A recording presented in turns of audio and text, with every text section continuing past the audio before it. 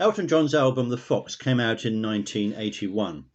It followed the album 21 at 33 and preceded Jump Up in 1982. It was his 15th studio album. It reached number 12 in the UK charts and number 21 in the US charts. Rolling Stone magazine called it his most consistently listenable collection in years, though I find that description rather overused. There were a mixture of lyricists for this: Bernie Taupin, Gary Osborne, and one song contributed by Tom Robinson. Rolling Stone magazine gave it 3 stars out of 5, whilst All Music rates it as 2.5 stars out of 5. Let's have a look at all the tracks. Now, the opening track is called Breaking Down the Barriers. It's been described as a frothy love song. There's some flashy piano from Elton on this, and it's a perfectly good opening track. I'm going to award this one 5 out of 10. You can listen to it in the car, you can turn it up, and you can enjoy a refrain that is quite easy to listen to, and it's quite memorable as well. So a reasonable start to the album. Now, track number 2 is called Heart in the Right Place. This has been described as a diatribe against rock journalists, and there's certainly a degree of petulance in the lyrics. There's a really strange video to this, which I will link below, showing rats, spiders and snakes, a fairly none too subtle metaphor for the view they had of rock journalists in that time. I find this a really poorly produced track. I don't enjoy the melody at all. There's a really strange mix going on here. Elton's voice is way in the background. It's almost as if he's singing from outside the studio. Surely if you've written a song, you'd like people to hear the lyrics. I can see very little at all, I'm afraid, of merit in this track. Give it a listen, give me your thoughts below, but I'm going to award this one only 1 out of 10, I'm afraid. It's not a track I would willingly listen to again. It just doesn't go anywhere for me. Now things start to get much better with track number 3, Just Like Belgium. This was the second single released from this album, although it didn't make it into the charts, unfortunately.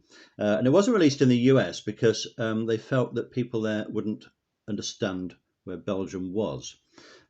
Anyway, this is a classy pop single. If you watch the video, which I'll link below, Elton's having great fun recording this. It's set in a kind of bohemian underground nightclub. There's some fantastic lyrics to this. It's really clever. The red lights where the cat fights. Remember Belgium. Street walkers, sweet talk you out of your spare change. Those lyrics work really well. There's a great introduction. There's a fantastic saxophone break in it. I just think this is really good example of an upbeat pop single that Elton was churning out in the 1980s. Now, I'm going to give this one 8 marks out of 10 because I recognise this is a good piece of songwriting overall. The 4th track on the album is Nobody Wins. This was the first single released from The Fox. Didn't make it into the top 40, and again, why didn't it? I've got the single here. For me, this is another really good recording. It's not it's not written by Elton, this one, and he doesn't record many songs that he hasn't written himself. It was originally a French song. The production is synthesized, which again I wouldn't normally go for on Elton's recordings, but this works really well. Powerful lyric, really good driving rhythm, excellent melody, really good vocal performance from Elton. I rate this song really well, actually. I'm going to give this one 8 out of 10 as well. So you've got 2 tracks there, the 3rd and the 4th, both getting 8 out of 10. This is a good first side.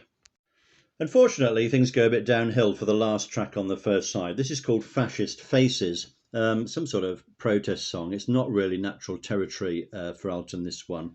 He pulls in a Baptist church choir to support him on the refrain, which is not a bad refrain. You can remember how it goes. It sticks in the mind a little bit. But what's this all about? What's this song saying? There's nothing particularly in there that I would describe as quality. It's not as good as the previous 2 songs. So it's a bit of a dip at the end here, and we're going to give this one just 2 out of 10. If you disagree, please say below. Some people have said this is their favourite track. Well, fair enough. Everybody's got different tastes. So side 1 gets a total mark of 24, which is quite reasonable for an opening side. Now we turn over the album, we get to track number 6, and this one is Carla / Etude. This runs into the following 2 tracks as well, Fanfare and Chloe, but we'll regard those as separate tracks for now. I've tried to find out, and I've no idea why this is Carla / Etude. If you know, please put it in the comments below. This is an instrumental recorded with the London Symphony Orchestra, who are orchestrated by James Newton Howard, I think. This is a beautiful melody. It really works well. The piano is very sensitive. There's lovely harmonies. Elton working with the orchestra there. It's like a complete performance. Rather than piano out front, orchestra accompanying him, this is all together. It works as one unit. If you're going to put together an album of Elton's instrumentals, I think this one would feature really well, and that might be an idea for the future. This is a good one, and a good way to start the side as well, and we're going to give this one 7 out of 10. So, good start. Now this one blends in not very comfortably, it has to be said, to a track called Fanfare, which only lasts for 1 minute and 26 seconds. This is a synthesizer track, which maybe could make a television theme in the 70s or 80s or something.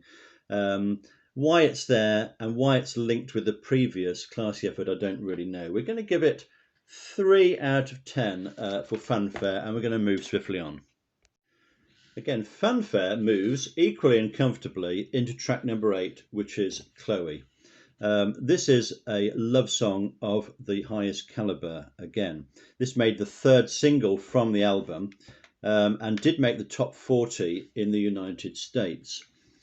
What we have here is a really impressive verse setting. If you just listen to the verse, the refrain is maybe just a slight disappointment in the way that comes through.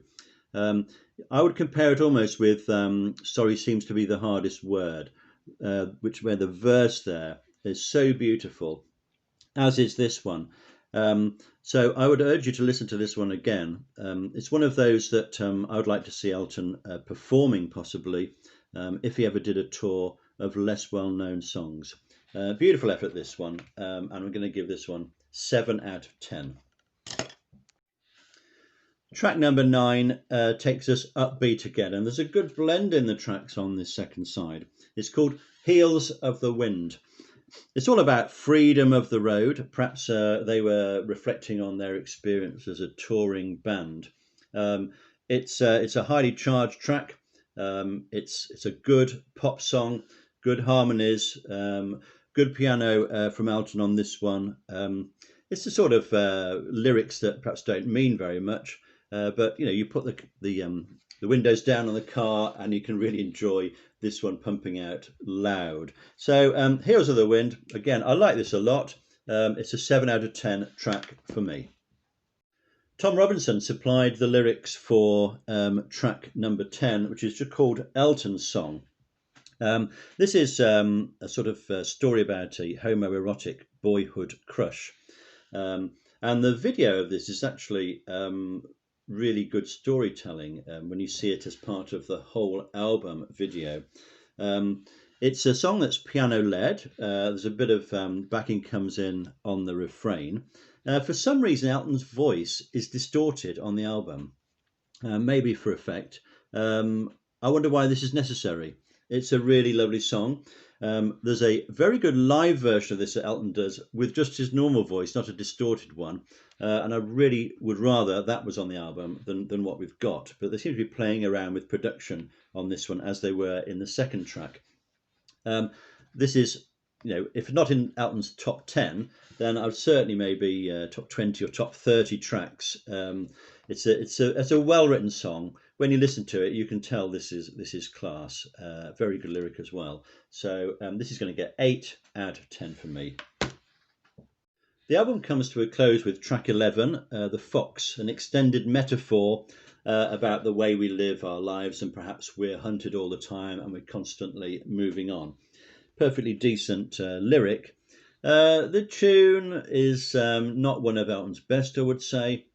The production is pretty good, and there's a beautiful harmonic accompaniment here provided by Mickey Raphael, who worked with Willie Nelson, and that adds a touch of class to the recording. But after the heady heights of Elton's song, the album ends a little bit low key for me, and we're just going to give this one 5 out of 10 for The Fox.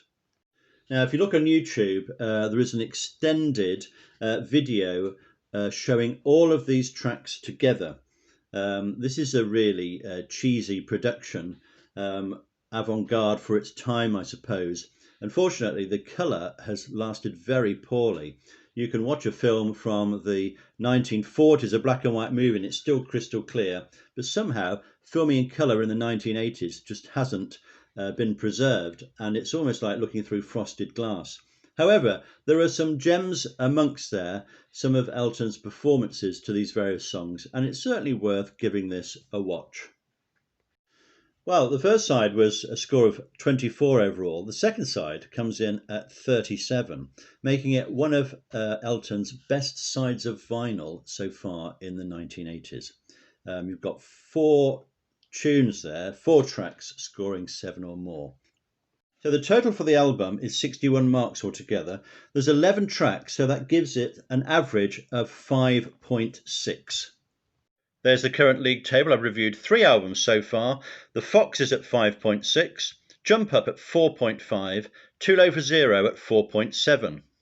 Let's have a look at all the songs I've ranked so far. And up there at the top we see Legal Boys, I'm Still Standing, I Guess That's Why, Just Like Belgium, Nobody Wins, and Elton's Song, all with 8 out of 10 so far. We haven't had a 9 out of 10 yet, but some quality songs from this album. And let's have a look at the bottom of the league table. I Am Your Robot and Heart in the Right Place, both at the bottom of the table with 1 mark out of 10 so far. A couple of others, Fascist Faces and Whipping Boy, only getting 2 out of 10. I hope you've enjoyed this video. I'm ranking all of Elton John albums in this series. I've done 3 so far. Please add your comments below. We all love Elton's music, and I'm very interested in which tracks you think are the best or the worst. See you next time.